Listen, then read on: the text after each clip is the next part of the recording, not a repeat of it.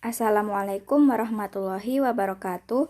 Pada video kali ini kami akan mencoba menjelaskan hasil diskusi kami tentang review jurnal yang berjudul Cara Pengawetan Ikan Mas Menggunakan Fermentasi Limbah Kubis oleh Misril Fuadi dan Surna Herman dari Fakultas Pertanian Universitas Muhammadiyah Sumatera Utara tahun 2017. Kami dari kelompok 2 yang beranggotakan Neneng Harisah, Taufik Sidik Permana, Riantika Aulia Putri, Indah Ayu Safitri, dan Indah Puji Astuti. Ikan merupakan bahan pangan yang mudah membusuk. Hal ini dikarenakan daging ikan merupakan substrat yang ideal untuk kehidupan dan pertumbuhan mikroorganisme pembusuk, terutama bakteri. Oleh sebab itu, pengawetan itu perlu diketahui semua lapisan masyarakat. Pengawetan ikan tradisional bertujuan untuk mengurangi kesempatan bagi bakteri untuk berkembang biak. Ikan segar merupakan salah satu komoditi yang mudah mengalami kerusakan. Perishable food. Kerusakan ini dapat disebabkan oleh proses biokimia maupun oleh aktivitas mikrobiologi. Kandungan air pada ikan umumnya tinggi mencapai 56,79%, sehingga sangat memungkinkan terjadinya reaksi-reaksi biokimiawi oleh enzim yang berlangsung pada tubuh ikan segar. Penanganan pasca panen pada produk perikanan merupakan hal yang penting untuk dicermati karena akan berpengaruh pada kualitas produk yang akan dihasilkan dari nilai jualnya. Penyimpanan ikan pada suhu rendah juga dapat menghambat pertumbuhan bakteri. Pembusukan karena sebagian besar bakteri tidak hidup pada suhu 5-10 derajat Celcius. Sebagian besar penanganan ikan masih menggunakan es sebagai media pengawet, dan es dapat memperpanjang masa simpan ikan. Salah satu komoditi hortikula atau sayur-sayuran seperti kubis merupakan sayuran yang cukup dikenal, banyak diproduksi, mudah didapat, dan murah harganya. Kubis juga merupakan salah satu jenis sayuran yang banyak di dataran tinggi. Sayuran ini bersifat mudah layu dan mudah membusuk. Kubis merupakan asam laktat yang menyebabkan pH substrat turun hingga di bawah 5 sehingga dapat menghambat sejumlah bakteri perusak dan pembusukan makanan. Selain itu, hasil fermentasi kubis juga menghasilkan sejumlah vitamin, khususnya B12. Sistem pengawetan dengan metode fermentasi merupakan proses pengawetan pangan yang alami. Ikan, hasil tanam, daging, dan lain-lain. Pertumbuhan kelompok bakteri lain dapat dihambat. Proses fermentasi dapat dilakukan secara mudah, murah, dan sederhana, aman, dan tidak mengurangi nilai organoleptik bahan pangan. Salah satu contoh bakteri yang dikenal luas adalah nisin, diproduksi oleh Lactobacillus lactis ssp. Nisin dapat menghambat pertumbuhan bakteri yaitu Bacillus Clostridium staphylococcus dan Listeria. Senyawa bakterisin yang diproduksi bakteri asam laktat dapat bermanfaat karena menghambat bakteri patogen yang dapat merusak makanan atau membahayakan kesehatan. Metode, bahan dan alat. Untuk bahan penelitian yang digunakan dalam penelitian ini adalah limbah kubis, NaCl, Aquades, dan ikan mas. Kemudian untuk bahan kimia yang digunakan dalam penelitian ini adalah NaCl, katalisator atau K2SO4 plus CuSO4, H2SO4, Aquades, NaOH, dan methyl red. Kemudian alat yang digunakan dalam penelitian ini adalah Erlenmeyer, gelas ukur, pisau, saringan, sendok, telenan, batang pengaduk, baskom, timbangan analitik, timbangan inkubator, labu Kaseldal, labu destilasi, pipet, dan oven. Kemudian untuk rancangan penelitian, metode penelitian dilakukan dengan metode rancangan acak lengkap atau RAL, terdiri dari 2 faktor. Untuk faktor pertama yaitu konsentrasi NaCl yang terdiri dari 4 taraf, yaitu N1 1%, N2 2%, N3 3%, N4 4%. Kemudian faktor yang kedua yaitu lama penyimpanan, terdiri dari 4 taraf. Untuk penyimpanan 1 hari, penyimpanan 2 3 hari, penyimpanan 3 5 hari, penyimpanan 4 7 hari. Kemudian untuk jumlah ulangan terdiri dari 2 kali ulangan. Kemudian untuk pelaksanaan penelitian, yang pertama pembuatan larutan limbah kubis. Yang pertama, limbah kubis dipilih dan dicuci bersih, kemudian dipotong kecil-kecil dengan menggunakan pisau, bertujuan untuk mempercepat proses fermentasi. Yang ketiga, ditimbang limbah kubis tersebut yang telah diiris sebanyak 350 gram dan dimasukkan ke dalam gelas ukur. Yang keempat, ditambahkan NaCl ke dalam gelas ukur yang berisi limbah kubis yang telah diiris tadi sebanyak N1 1%, N2 2%, N3 3%, N4 4%. Kemudian yang kelima, dicampur dengan aquades sebanyak 200 ml, kemudian diaduk dan ditutup rapat menggunakan plastik clipware. Kemudian yang keenam, dimasukkan ke dalam inkubator dan disimpan selama 9 hari agar terjadi fermentasi. Kemudian proses pengawetan ikan mas. Yang pertama, setelah 9 hari limbah kubis disimpan dan terjadi fermentasi, larutan limbah kubis disaring menggunakan saringan. Yang kedua, ikan mas dibersihkan sisiknya dan dicuci bersih. Yang ketiga, selanjutnya dimasukkan ikan mas ke dalam larutan limbah kubis yang telah disaring dan disimpan di suhu ruang dengan waktu P1 1 hari, P2 3 hari, P3 5 hari, P4 7 hari. Baik, untuk selanjutnya yaitu hasil dan pembahasan. Yang pertama, pengaruh konsentrasi NaCl terhadap kadar protein. Nah, konsentrasi NaCl ini memberikan pengaruh yang berbeda sangat nyata atau P kurang dari 0,01 terhadap kadar protein. Nah, hasil ujinya kita bisa lihat pada tabel 1 atau tabel 7.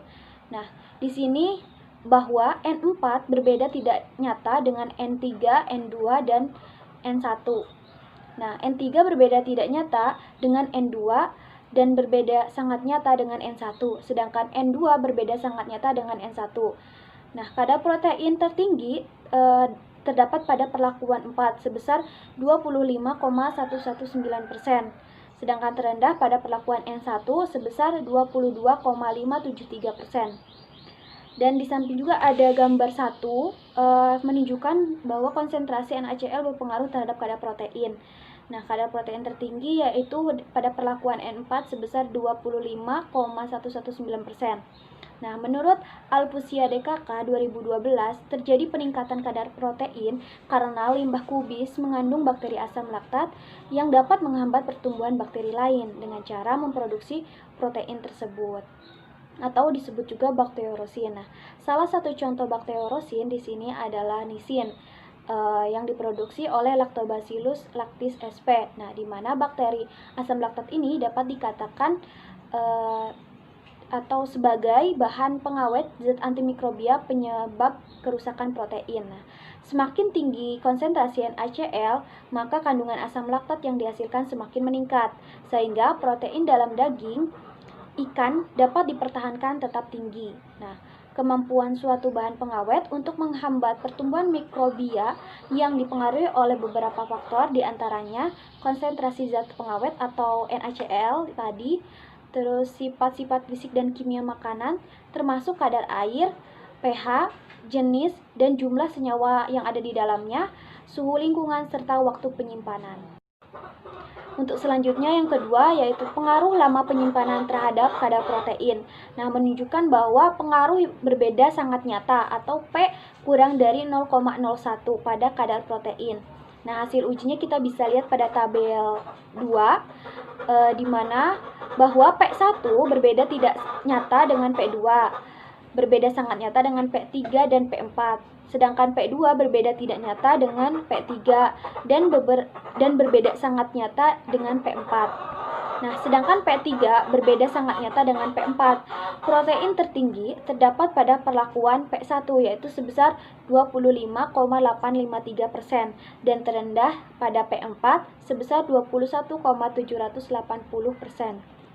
Nah, di samping ada gambar juga atau gambar 2 dapat dilihat bahwa lama penyimpanan berpengaruh terhadap protein. Nah, protein tertinggi pada perlakuan P1 sebesar 25,853%. Protein dikatakan rusak atau terdenaturasi apabila susunan ruang atau rantai polipeptida suatu molekul protein berubah. Nah, sebagian protein mudah mengalami denaturasi jika ikatan-ikatan yang membentuk konfigurasi molekul tersebut rusak. Nah, molekul akan mengembang. Kadang-kadang perubahan ini memang dikehendaki oleh pengolahan makanan, tetapi sering juga dianggap merugikan sehingga perlu dicegah. Nah, semakin lama penyimpanan ikan dengan larutan limbah kubis, maka protein pada ikan mas mengalami penurunan, diakibatkan penurunan jumlah BAL atau bakteri asam laktat. Nah, selama proses penyimpanan berlangsung, itu terjadi karena nutrien yang terdapat pada substrat berkurang. Berkurangnya jumlah nutrien akan mengakibatkan persaingan di antara bakteri asam laktat dan akhirnya nutrisi dalam substrat juga sangat terbatas.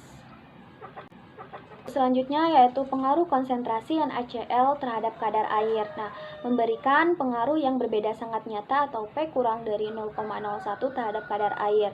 Hasil uji beda rata-rata untuk menunjukkan tingkat perbedaan pada masing-masing dapat dilihat pada tabel 3. Nah, dapat kita simpulkan bahwa N1 berbeda tidak nyata dengan N2 dan berbeda sangat nyata pada N3 dan N4, sedangkan N2 berbeda tidak nyata dengan N3 dan N4.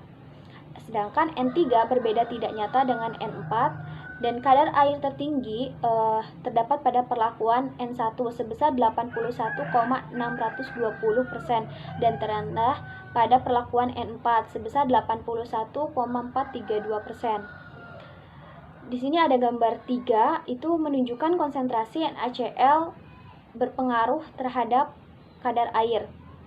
Nah, kadar air tertinggi terletak pada N1 sebesar 81,620%. Ini terjadi penurunan kadar air karena limbah kubis yang telah difermentasi mengandung asam laktat yang dapat mengikat air dari dalam daging ikan. Nah, sehingga air dalam daging ikan akan semakin berkurang. Penambahan NaCl ini merupakan tahap penting dalam fermentasi limbah kubis karena penambahan NaCl ini juga berguna untuk menarik air, baik dari jaringan daging ikan maupun dari dalam sel mikrobia, sehingga dapat menyeleksi mikrobia yang tidak dikehendaki dan mikrobia perusak yang tidak tahan garam. Pengaruh lama penyimpanan terhadap kadar air. Nah, di sini memberikan pengaruh yang berbeda sangat nyata atau P kurang dari 0,01 terhadap kadar air. Nah, hasil uji kita bisa lihat pada tabel 4. Di sini bahwa P1 berbeda sangat nyata terhadap P2, P3 dan P4 dan P2 berbeda sangat nyata dengan P3 dan P4. Nah, sedangkan P3 berbeda sangat nyata dengan P4. Kadar air tertinggi terdapat pada perlakuan 1 yaitu sebesar 82,164% dan terendah pada P4 yaitu sebesar 80,854%. Di sini terdapat gambar 4, dapat dilihat bahwa lama penyimpanan berpengaruh terhadap kadar air. Nah, kadar air tertinggi terletak pada P1 sebesar 82,164%. Semakin besar konsentrasi NaCl dan waktu penyimpanan yang dilakukan, maka kadar airnya semakin menurun. Hal ini disebabkan oleh ion-ion garam yang memiliki kelarutan lebih besar dibandingkan dengan protein, sehingga ion garam akan menarik molekul air dari protein enzim. Nah, menurut Winarno 1983, kadar air bebas yang rendah menghambat difusi enzim atau substrat. Akibatnya, hidrolisis hanya terjadi pada bagian substrat yang langsung berhubungan dengan enzim. Nah, hal ini juga dapat disebabkan oleh kemampuan garam dapat mengikat air keluar dari jaringan daging ikan atau garam bersifat hidrofobis pada saat proses fermentasi. Dan menurut Borgström 1995 juga mengatakan bahwa adanya garam dalam ikan akan mendenaturasi protein sehingga terjadi koagulasi yang dapat membebaskan air. Tekstur. A. Pengaruh konsentrasi NaCl terhadap tekstur. Konsentrasi memberikan pengaruh yang berbeda sangat nyata P kurang dari 0,01 terhadap tekstur. Hasil uji beda rata-rata untuk menunjukkan tingkat perbedaan masing-masing taraf dapat dilihat pada tabel 5. Berdasarkan tabel 5, dapat dilihat bahwa N1 berbeda tidak dengan N2. Berbeda sangat nyata N3 dan N4. N2 berbeda tidak nyata dengan N3 dan berbeda sangat nyata N4. N3 berbeda sangat nyata dengan N4. Tekstur tertinggi terdapat pada perlakuan N4 yaitu sebesar 2425 dan terendah terdapat pada perlakuan N1 yaitu sebesar 1700. Gambar 5. Hubungan konsentrasi NaCl dengan tekstur. Dari gambar 5 dapat menunjukkan konsentrasi NaCl berpengaruh terhadap tekstur. Tekstur tertinggi terletak pada N4 2425. Terjadinya peningkatan tekstur karena saat ini bakteri asam laktat digunakan untuk pengawet dan mempertahankan tekstur pada bahan pangan. Semakin tinggi konsentrasi NaCl, maka semakin baik komponen aktif yang terekstra dan dapat mempertahankan tekstur dari ikan. Agus 2012. Hasil penelitian Dwi Handita 2009 menyatakan selama pengolahan bahan pangan akan mengalami perubahan sifat fisik dan kimia. Salah satunya adalah perubahan sensoris seperti tekstur, aroma, warna, dan rasa. Perubahan tekstur ditentukan oleh komponen alami pada bahan pangan seperti air, lemak, protein, dan karbohidrat. Pengaruh lama penyimpanan terhadap tekstur. Lama penyimpanan memberikan pengaruh yang berbeda sangat nyata terhadap tekstur. Hasil uji beda rata-rata untuk menunjukkan tingkat perbedaan masing-masing taraf dapat dilihat pada tabel 6. Dari tabel 6 dapat dilihat bahwa P4 berbeda sangat nyata dengan P3, P2, dan P1. P3 berbeda sangat nyata dengan P2 dan P1. P2 berbeda sangat nyata dengan P1. Tekstur tertinggi terdapat pada perlakuan P4 yaitu sebesar 2275 dan terendah terdapat pada perlakuan P1 yaitu sebesar 1813. Gambar 6. Hubungan lama penyimpanan dengan tekstur. Dari gambar 6 dapat dilihat bahwa lama penyimpanan berpengaruh terhadap tekstur. Tekstur tertinggi terletak pada P4 2275. Semakin lama penyimpanan dengan ekstrak limbah kubis, maka tekstur dari ikan semakin disukai oleh panelis.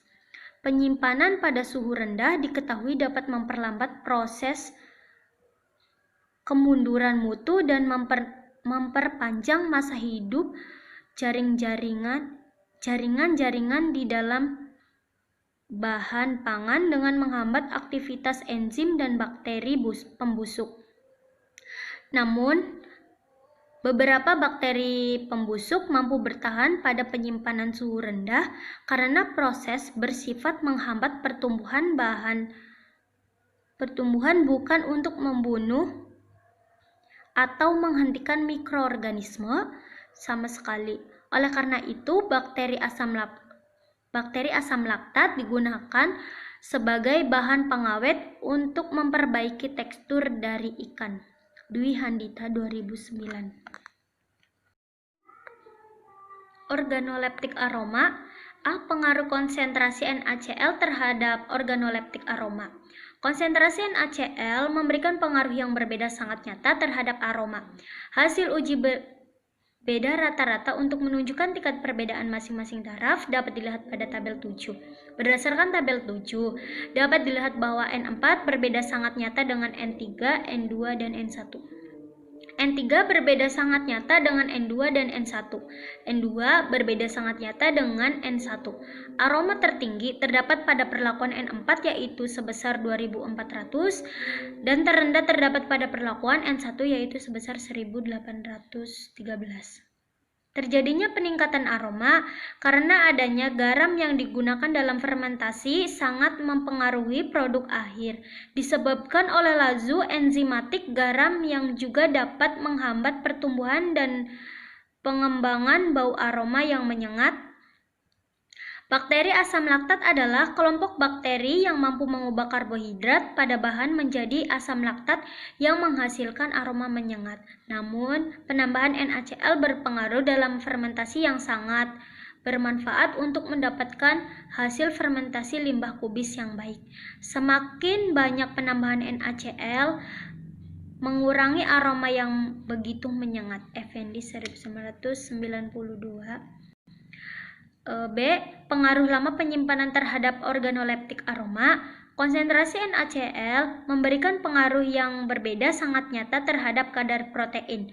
Hasil uji berbeda rata-rata untuk menunjukkan tingkat perbedaan masing-masing taraf dapat dilihat pada tabel 8. Terjadinya peningkatan aroma dikarenakan dengan adanya penurunan bakteri aerob akibat turunnya pH medium dan bakterosin yang dihasilkan oleh bakteri asam laktat. Maka selama penyimpanan mengalami sedikit perubahan. Semakin lama disimpan pada suhu ruangan aroma dari ikan tidak begitu mengalami perubahan yang drastis. Diakibatkan juga karena adanya penambahan NaCl. Red 2008. Yang selanjutnya yaitu tentang warna. Poin pertama, pengaruh konsentrasi NaCl terhadap warna. Konsentrasi NaCl memberikan pengaruh yang berbeda tidak nyata terhadap warna. Artinya, pada proses fermentasi ikan mas menggunakan limbah kubis yang diberikan perlakuan penambahan NaCl masing-masing konsentrasi tidak mempengaruhi warna ikan mas. Untuk poin yang kedua, pengaruh lama penyimpanan terhadap warna. Lama penyimpanan memberikan pengaruh yang berbeda tidak nyata terhadap warna. Artinya, ikan mas yang difermentasi menggunakan limbah kubis dan diberikan perlakuan penyimpanan yang berbeda tidak mempengaruhi warna ikan mas tersebut. Poin yang ketiga, pengaruh interaksi perlakuan terhadap warna. Interaksi perlakuan berpengaruh berbeda tidak nyata terhadap warna. Pada hal ini, ikan mas yang difermentasi menggunakan limbah kubis yang diberikan perlakuan penambahan NaCl maupun dengan lama penyimpanan yang berbeda tidak mempengaruhi warna ikan mas tersebut. Kesimpulannya, yang pertama, konsentrasi NaCl memberikan pengaruh yang berbeda sangat nyata terhadap kadar protein, kadar air, dan uji organoleptik berupa tekstur dan aroma. Namun, berbeda tidak nyata pada uji organoleptik warna.